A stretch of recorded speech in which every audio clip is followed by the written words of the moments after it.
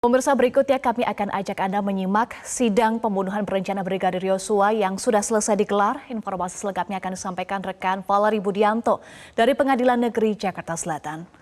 Valeri, tadi ada keterangan yang menarik dari ahli, yakni setuju hukuman mati. Lalu apa respon kuasa hukum Ferdy Sambo dan Putri Chandrawati? Valeri?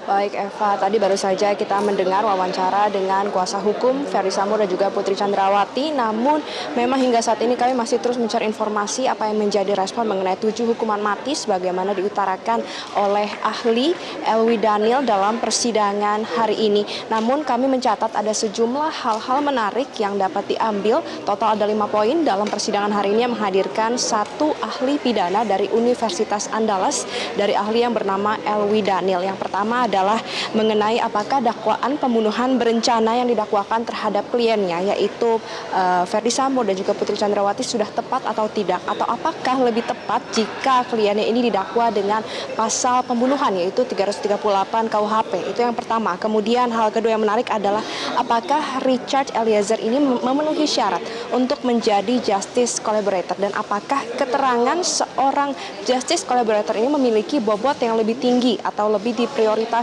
dibandingkan keterangan dari saksi-saksi lainnya yang bukan merupakan justice collaborator. Kemudian juga untuk hal ketiga yang dibahas adalah mengenai keabsahan hasil poligraf yang dihadirkan di persidangan, apakah dapat menjadi bukti dalam kasus pidana.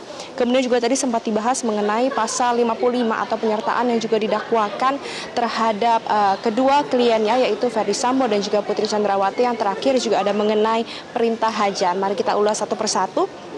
Yang pertama adalah mengenai dakwaan pasal pembunuhan berencana dan juga pasal pembunuhan.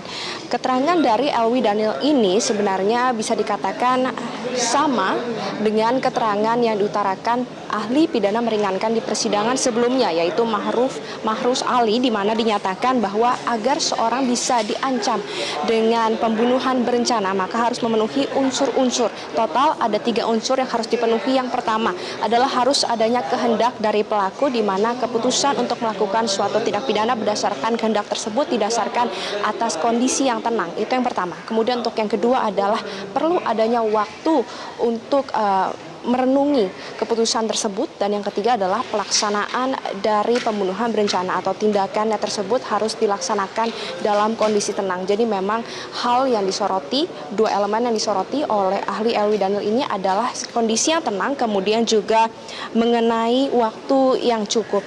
Masih banyak hal-hal lain yang dibahas dalam persidangan kali ini, dan persidangan selanjutnya akan diadakan pada hari Kamis 29 Desember 2022 dengan agenda membawakan bukti-bukti dan juga akan membacakan saksi-saksi yang belum sempat dihadirkan oleh jaksa penuntut umum. Kembali ke Anda Eva di studio.